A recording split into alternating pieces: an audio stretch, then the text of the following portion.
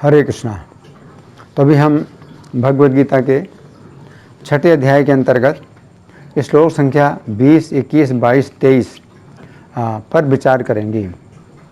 यत्रोपरमते चित्तं निरुद्धं योग सेवया यत्र चैवात्मनात्मानं पश्यन्नात्मनि तुष्यति सुखमात्यन्तिकं यत्तन् बुद्धिग्राह्यम् अतीन्द्रियं वेत्ति यत्र न चैवायं स्थितश्चलति तत्त्वतः यं लब्ध्वा चापरं लाभं मन्यते नाधिकं ततः यस्मिन् स्थितो न दुःखेन गुरुणापि विचाल्यते तं विद्यात् दुःख संयोग वियोगम योग संगीतम।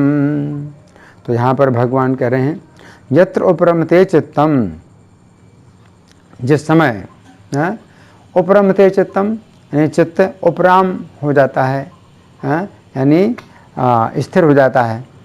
निरुद्धम योग सेवया, तो योग की अभ्यास के द्वारा रुका हुआ चित्त जब क्या हो जाता है, बिल्कुल स्थिर हो जाता है।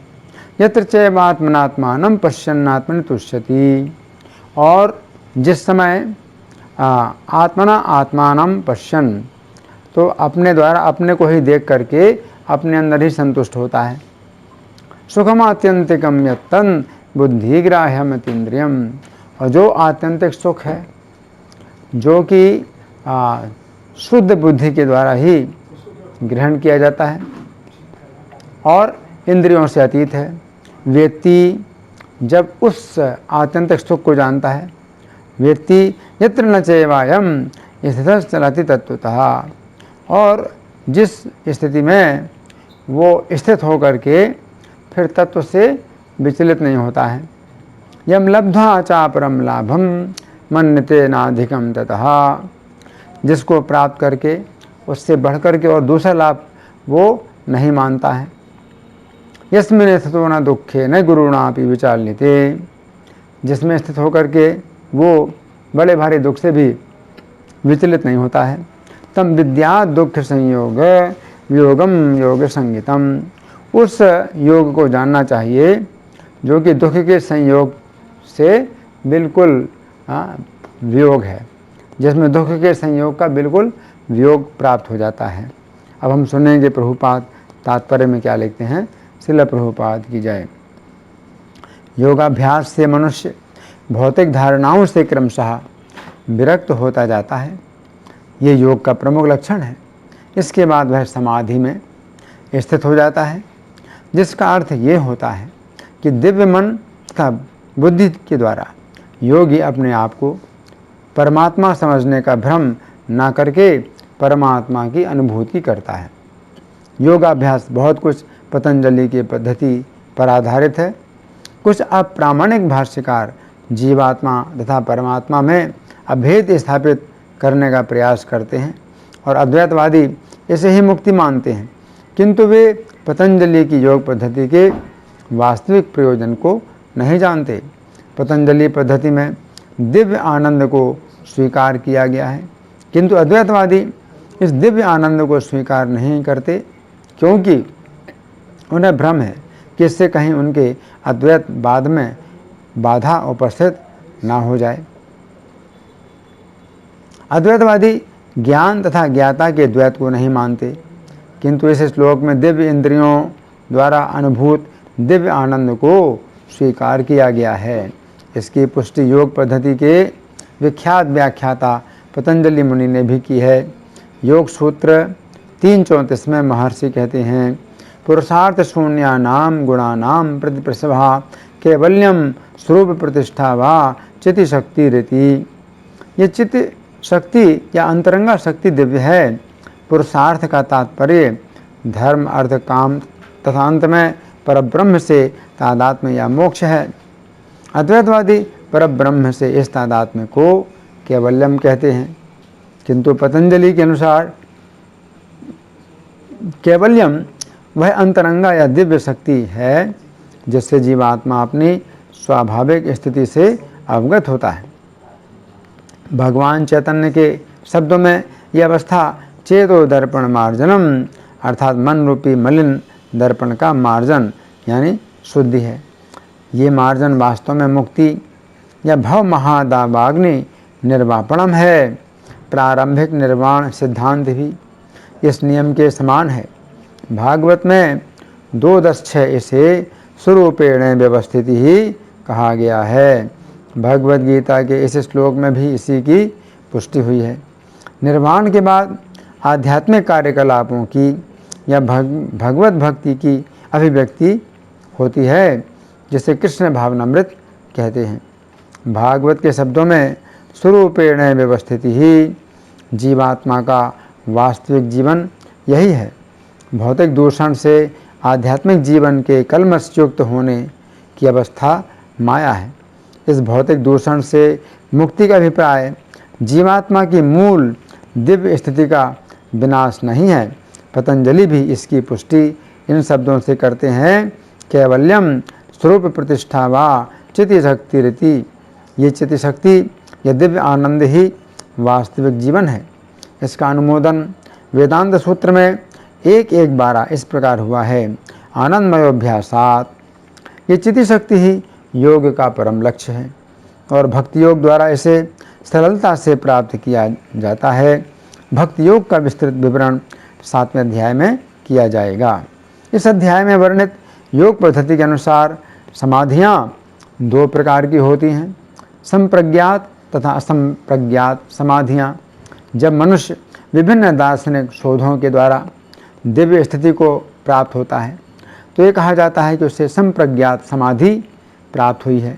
असंप्रज्ञात समाधि में संसारी आनंद से कोई संबंध नहीं रहता, क्योंकि इसमें मनुष्य इंद्रियों से प्राप्त होने वाले सभी प्रकार के सुखों से परे हो जाता है। एक बार इस दिव्य स्थिति को प्राप्त कर लेने पर योगी कभी उससे डिगता नहीं। जब तक योगी इस स्थिति को प्राप्त नहीं कर लेता तब तक वह असफल रहता है। आजकल के तथाकथित योगाभ्यास में विभिन्न इंद्रिय सुख सम्मिलित हैं जो योग के सर्वथा विपरीत हैं। योगी होकर यदि कोई मैथुन तथा मादक द्रव्य सेवन में अनुरक्त होता है तो यह उपहासजनक है। यहाँ तक कि जो योगी योग की सिद्धियों के प्रति आकृष्ट रहते हैं वे भी योग में आरूढ़ नहीं कहे जा सकते। यदि योगीजन योग की आनुषंगिक वस्तुओं के प्रति आकृष्ट हैं तो उन्हें सिद्ध अवस्था को प्राप्त हुआ नहीं कहा जा सकता, जैसा कि इस श्लोक में कहा गया है। अतः जो व्यक्ति आसनों के प्रदर्शन या सिद्धियों के चक्कर में रहते हैं उन्हें ये समझ लेना चाहिए कि इस प्रकार से योग का मुख्य उद्देश्य ही समाप्त हो जाता है। इस योग में योग की सर्वोत्तम पद्धति कृष्ण भावनामृत है, जो निराशा उत्पन्न करने वाली नहीं है। एक कृष्ण भावना भावित व्यक्ति अपने धर्म में इतना सुखी रहता है कि उसे किसी अन्य सुख की आकांक्षा नहीं रह जाती। इस दम्भ प्रधान योग में हठ योग, ध्यान योग तथा ज्ञान योग का अभ्यास करते हुए अनेक अवरोध आ सकते हैं, किंतु कर्मयोग या भक्ति योग के पालन में ऐसी समस्या सामने नहीं आती। जब तक ये शरीर रहता है तब तक शरीर की आवश्यकताओं आहार, निद्रा, भय तथा मैथुन को पूरा करना होता है, किंतु जो व्यक्ति शुद्ध भक्ति योग में अथवा कृष्ण भावनामृत में स्थित होता है वो शरीर की आवश्यकताओं की पूर्ति करते समय इंद्रियों को उत्तेजित नहीं करता, बल्कि वो घाटे के सौदे का सर्वोत्तम उपयोग करके जीवन की न्यूनतम आवश्यकताओं को स्वीकार करता है और कृष्ण भावनामृत में दिव्य सुख भोगता है। वो दुर्घटनाओं, रोगों, अभावों और यहाँ तक कि अपने प्रियजनों की मृत्यु जैसी आपातकालीन घटनाओं के प्रति भी निरपेक्ष रहता है, किंतु कृष्ण भावनामृत या भक्ति योग संबंधी अपने कर्मों को पूरा करने में वह सदैव सचेष्ट रहता है। दुर्घटनाओं से कर्तव्य पथ से विचलित नहीं कर पाती, जैसा कि भगवद गीता में 2:14 कहा गया है, आगमापायिनो नित्यास तान तितिक्षस्व भारत। वो इन प्रासंगिक घटनाओं को सहता है क्योंकि वो यह भली भांति जानता है कि ये घटनाएं ऐसे ही आती जाती रहती हैं और इनसे उसके कर्तव्य पर कोई प्रभाव नहीं पड़ता। इस प्रकार वह योगाभ्यास में परम सिद्धि प्राप्त करता है। तो यहाँ पर प्रभुपाद का तात्पर्य समाप्त हुआ। अब हम सुनेंगे श्री भगवान ने कहा में इस श्लोक की कैसे व्याख्या हुई है। पिछले श्लोक में श्री कृष्ण ने कहा था कि जिस प्रकार वायु रहित स्थान में दीपक की लौ प्रकाशित होती है, उसी प्रकार योगी का चित्त श्री कृष्ण में लगा होने से प्रकाशित होता है। उस समय अर्जुन के मन में संशय उठा कि दीपक की लौ प्रकाशित होने पर प्रकाश तो उत्पन्न होता है, परंतु उस प्रकाश में तो सुख नहीं होता है। तो योगी का चित्त भी यदि प्रकाशित होता है तो उसमें किस प्रकार का सुख है। अंतर्यामी होने के कारण श्री कृष्ण अर्जुन के संशय को समझ गए। अतः उन्होंने इन 4 श्लोकों में योगी के सुख का वर्णन किया है। इन श्लोकों में श्री कृष्ण की 7 अत्यंत महत्वपूर्ण शिक्षाएं हैं, जिनकी हम क्रम से चर्चा करेंगे। अब पहली शिक्षा, श्लोक संख्या 20 की पहली पंक्ति के शब्द हैं, यत्र उपरमते चित्तम नुरद्धम योग सेवया। अर्थात जिस समय योग का सेवन करने से चित्त उपरमित हो जाता है। उपरमित होने का अर्थ है कार्यकलापों का बंद हो जाना। इस विषय में योगपथ नामक पुस्तक में श्रील प्रभुपाद लिखते हैं, उपरामता अर्थात समाधि का अर्थ अपने को शून्य बनाना या शून्य में लीन होना नहीं है। यह संभव है। कुछ योगी कहते हैं कि मनुष्य को सारे कार्यकलाप बंद कर देने होते हैं और अपने को गतिहीन बनाना होता है, किंतु ये कैसे संभव है। स्वभाव से जीव चेतन कार्यशील आत्मा है। यहाँ पर उपरामता अर्थात गतिहीनता का अर्थ है भौतिकता में गति को समाप्त करके कृष्ण भावनामृत में स्थिर होना। ऐसी अवस्था में मनुष्य भौतिक लालसाओं से विचलित नहीं होता। जैसे वह भौतिक रूप से गतिहीन बन जाता है, कृष्ण भावनामृत में उसकी गति बढ़ जाती है। जो ही वह कृष्ण भावनामृत में सक्रिय होता है, वो भौतिक कार्यों के प्रति स्वतः गतिहीन बन जाता है। मैं प्रायः अशांत या चंचल बालक का उदाहरण देता हूँ। चूँकि ऐसे बालक को गतिहीन बनाना असंभव होता है, इसलिए उसे खिलौने या देखने के लिए चित्र देना आवश्यक हो जाता है। इस तरह वह व्यस्त रहेगा तो एक तरह से गतिहीन रहेगा, क्योंकि कोई शैतानी नहीं करेगा। इसी तरह यदि कोई मन को गतिहीन बनाना चाहता है तो उसे कृष्ण भावनामृत में कोई कार्य देना होगा। तब कृष्ण भावनामृत में साक्षात्कार के कारण शैतानी करने के लिए अवकाश नहीं मिल सकेगा। कृष्ण भावनामृत में लगने के लिए मनुष्य को सर्वप्रथम अनुभव करना होगा, मैं श्री कृष्ण का हूँ। मैं ये पदार्थ नहीं, मैं इस राष्ट्र या समाज का नहीं हूँ, मैं इस धूर्त या उस धूर्त से संबंधित नहीं हूँ। मैं तो एकमात्र श्री कृष्ण का हूँ। ये उपरामता है। जैसे हम ये समझ लेते हैं, हम तुरंत अपने भौतिक कार्य बंद कर देते हैं। और उपरामता अर्थात गतिहीनता का यही अर्थ है इति। अब दूसरी शिक्षा क्या है। श्लोक संख्या 20 की दूसरी पंक्ति के शब्द हैं, यत्र च एव आत्मना आत्मानं पश्यन् आत्मनि तुष्यति। अर्थात जिस स्थिति में योगी अपने द्वारा अपने को देखकर अपने में ही संतुष्ट होता है। इस संबंध में योग पथ नामक पुस्तक में श्रील प्रभुपाद लिखते हैं, आत्मा में आनंद मंगल मनाने का अर्थ है श्री कृष्ण के साथ आनंद मंगल मनाना। श्री कृष्ण परमात्मा है, मैं व्यष्टि आत्मा हूँ। परमात्मा तथा आत्मा एक साथ भोग करते हैं। भोग अकेले नहीं किया जा सकता, इसके लिए 2 व्यक्ति होने चाहिए। एकाकी भोग संभव नहीं इति। ये बात समझने की है कि जिस समय योगी को अपने स्वरूप का ज्ञान होता है कि वह श्री कृष्ण की सेवा में क्या है, उस समय वो उसी सेवा में संतुष्ट होता है। वो ये नहीं सोचता है कि सेवा में उसका स्थान छोटा है तथा दूसरे जीवों का स्थान बड़ा है। यदि वो देखता है कि उसका स्थान श्री कृष्ण की सेवा में लगे हुए सेवकों की सेवा में है, तो भी वह परम संतुष्ट होता है। वो ये नहीं सोचता है कि उसे श्री कृष्ण की प्रत्यक्ष सेवा प्राप्त होनी चाहिए। तो यहाँ पर श्री कृष्ण कह रहे हैं कि भाई योगी श्री कृष्ण की सेवा में उसका स्थान चाहे जितना भी नीचे हो, वह उसी सेवा में संतुष्ट होता है। अब तीसरी शिक्षा है, श्लोक संख्या 21 के शब्द हैं, सुखम आत्यंतिकम यत् तद्बुद्धिग्राह्यम अतीन्द्रियम वेत्ति यत्र। अर्थात जिस स्थिति में योगी इंद्रियों से अतीत सुख प्राप्त करता है, जो शुद्ध बुद्धि के द्वारा ग्रहण किया जाता है। इसका अर्थ है कि ये सुख इंद्रियों के द्वारा प्राप्त नहीं होता है।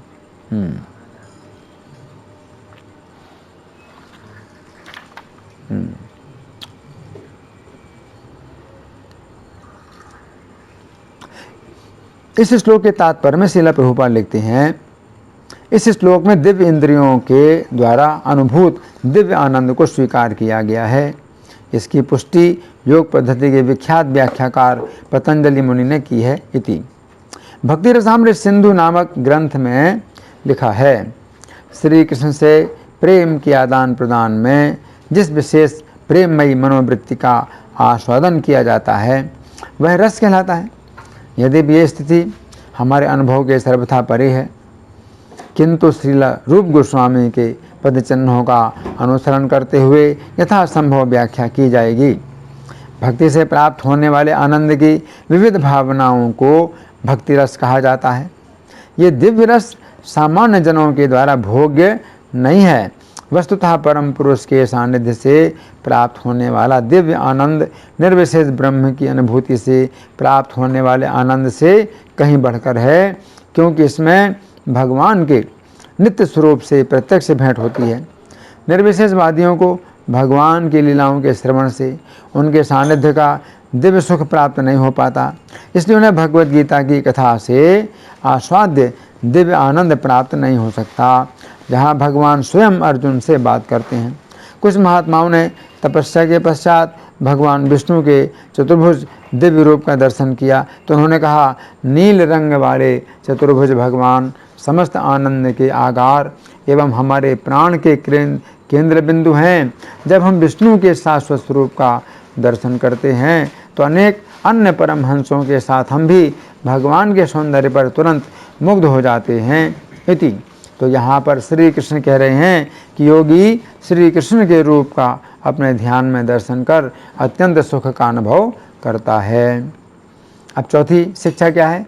श्लोक संख्या 21 में आगे के शब्द हैं, न च एव अयम स्थितः चलति तत्वतः, अर्थात वो इस स्थिति में तत्व से अथवा सत्य से विपथ नहीं होता है।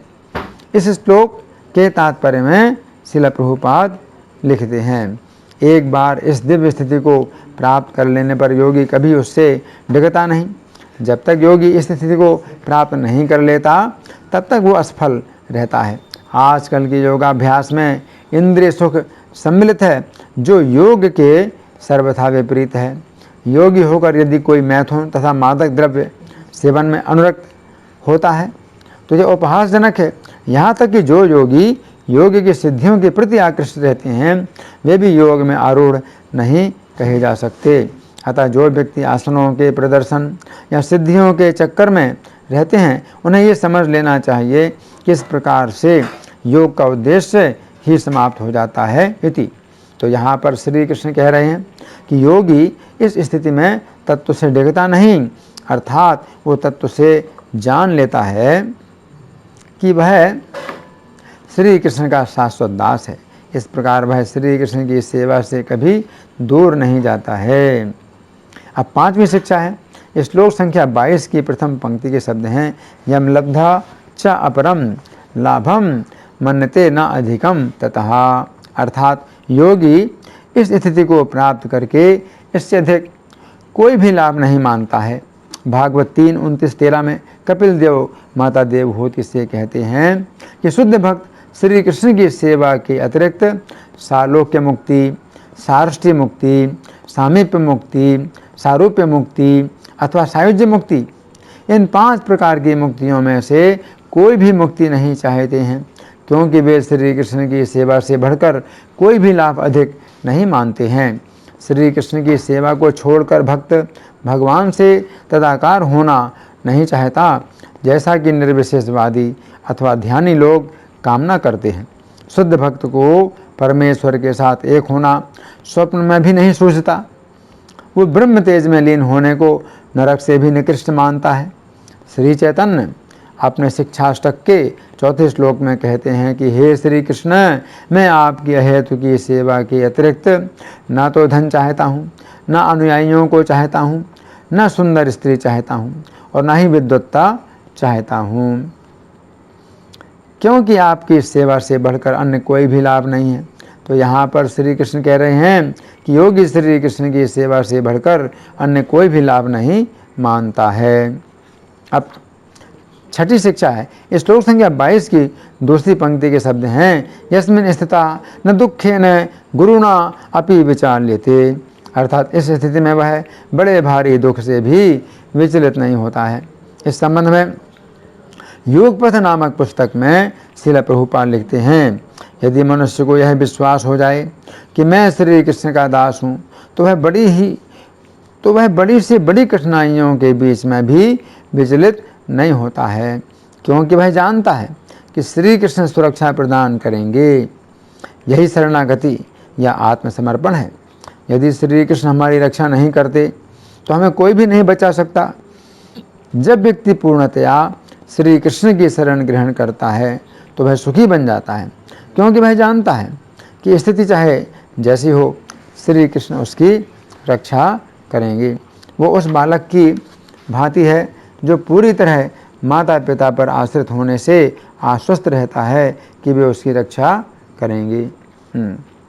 भागवत के 6ठे स्कंद के अध्याय संख्या 17 में वर्णन आता है कि जिस समय पार्वती ने राजा चित्रकेतु को असुर बनने का शाप दे दिया तथा राजा चित्रकेतु विचलित नहीं हुए, उस समय शिव जी ने पार्वती से कहा, हे देवी, तुमने वैष्णवों की महानता देख ली।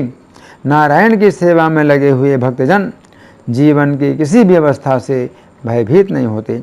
पूर्ण पुरुषोत्तम वासुदेव की भक्ति में अनुरक्त व्यक्ति इस संसार से विरक्त होते हैं। अतः ऐसे भक्त ना तो किसी सुख में और ना ही दुख में कोई रुचि लेते हैं। परम उदार चित्रकेतु श्री कृष्ण का प्रिय भक्त है, इसी प्रकार मैं भी श्री कृष्ण का प्रिय हूँ इति।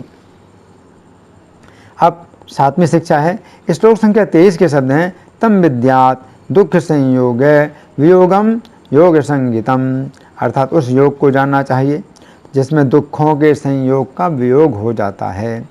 यहाँ पर श्री कृष्ण तम योग संगीतम इन शब्दों का प्रयोग कर रहे हैं। इसका अर्थ है कि व्यक्ति को उस योग नामक वस्तु को जानना चाहिए। इसके पूर्व श्री कृष्ण ने यत्र शब्द का 2 बार प्रयोग किया था कि जिस स्थिति में चित्त उपराम हो जाता है तथा जिस स्थिति में व्यक्ति अपने आप में संतुष्ट होता है। फिर श्री कृष्ण ने यत् शब्द का प्रयोग किया है। इसका अर्थ है कि जिसे आत्यंतिक सुख कहा जाता है। फिर श्री कृष्ण ने यत्र शब्द का 3री बार प्रयोग किया है। इसका अर्थ है कि जिस स्थिति में वो तत्व से विचलित नहीं होता है। फिर श्री कृष्ण ने यम शब्द का प्रयोग किया है। इसका अर्थ है कि जिसको प्राप्त करके व्यक्ति इससे अधिक लाभ नहीं मानता है। फिर श्री कृष्ण ने यस्मिन शब्द का प्रयोग किया है। इसका अर्थ है कि जिसमें स्थित होकर व्यक्ति भारी दुख से भी विचलित नहीं होता है। अब सबसे अंत में श्री कृष्ण तम शब्द का प्रयोग कर रहे हैं कि उस योग नामक वस्तु को जानना चाहिए। तो यहाँ पर श्री कृष्ण कह रहे हैं कि योग कुछ ऐसी वस्तु है जिसमें दुख का संयोग नहीं होता है। दुख का अर्थ है ऐसी वस्तु जिसे कोई भी नहीं पाना चाहता है। ये समझने की बात है कि आजकल के लोग योग का अर्थ यही समझते हैं कि कुछ आसनों तथा श्वास की क्रिया के द्वारा अपने स्वास्थ्य को अच्छा कर लिया जाए, परंतु योग का अर्थ ये है कि दुख का संयोग कभी भी ना हो। यदि व्यक्ति आसनों तथा प्राणायामों के द्वारा अपने स्वास्थ्य को सुधार लेता है तो इसका अर्थ ये नहीं है कि उसे आगे चलकर दुखों से नहीं बंधना पड़ेगा, परंतु यदि व्यक्ति योग के द्वारा श्री कृष्ण की सेवा से जुड़ जाता है तो उसे दुखों का संयोग कभी भी प्राप्त नहीं होता है। तो यहाँ पर भगवान कह रहे हैं तम विद्या दुख संयोग वियोगम योग संगीतम। तो ये 20, 21, 22, 23 4 श्लोक इकट्ठा प्रभुपाद ने लिए हैं। तो 4 श्लोक इकट्ठे प्रभुपाद ने क्यों लिए? क्योंकि इन 4 श्लोकों में ही बात पूरी होती है। क्योंकि 20वें श्लोक में भगवान ने कहा यत्र जहाँ पर चित्त उपरम हो जाता है, हैं? फिर दूसरी बार यत्र, जहाँ पर आत्मा के द्वारा अपने को देखते हुए संतुष्ट होता है, हैं? फिर यत् शब्द का प्रयोग किया भगवान ने, हैं? कि जो आत्यंतिक सुख है, हैं? और फिर यम लब्धा, जिसको प्राप्त करके इससे बढ़कर लाभ नहीं मानता है। फिर यस्मिन, जिसमें स्थित होकर के बड़े भारी दुख से विचलित नहीं होता है। तो यत्र, फिर यत्र, फिर यत्, फिर यत्र, फिर यम, फिर यस्मिन, ये सब जो शब्दों का प्रयोग किया गया है, तो ये जिस चीज़ के लिए है, तो श्लोक संख्या 23 की इस पंक्ति में उसको भगवान के तम विद्या, उसको जानना चाहिए। इसका मतलब है कि श्लोक संख्या 20 में भगवान ने कहा जहाँ चित्र उपरम हो जाता है योग के द्वारा, है, तो फिर उस योग को जानना चाहिए। फिर 20वें श्लोक की दूसरी पंक्ति में, जिसमें जहाँ पर अपने के द्वारा अपने को देखता हुआ संतुष्ट होता है, तम विद्यात, तो उस योग को जानना चाहिए। फिर 21 में जो आत्यंतिक सुख है, जो इंद्रियों से अतीत है, तो यहाँ पर भी तम विद्यात, उस योग को जानना चाहिए। फिर यहाँ जहाँ जान करके तत्व से नहीं विचलित होता है, जहाँ पर व्यक्ति जहाँ जिस स्थिति में वो तत्व से विचलित नहीं होता है, तो यहाँ पर कहा भगवान ने तम विद्यात, उस योग को जानना चाहिए। फिर 22वें श्लोक में यम लब्धा, जिसको प्राप्त करके इससे बढ़कर कोई लाभ नहीं मानता, तो तम विद्यात, उस योग को जानना चाहिए। फिर श्लोक संख्या 22 में दूसरी पंक्ति, जिसमें स्थित हो, जिसमें स्थित होकर के बड़े भारी दुख से विचलित नहीं होता है, तो श्लोक संख्या 23 में भगवान के तम विद्यात, उसको जानना, उस योग को जानना चाहिए। तो तम विद्यात, ये शब्द जो है, इन जितने भी शब्द हैं, जहाँ जहाँ और जो, और जिसको, जिसमें, तो ये सब जो शब्द हैं, इनका उत्तर क्या है? अंतिम, उस योग को जानना चाहिए। इस प्रकार से भगवान ने यहाँ पर बात पूरी की है। धन्यवाद। हरे कृष्णा।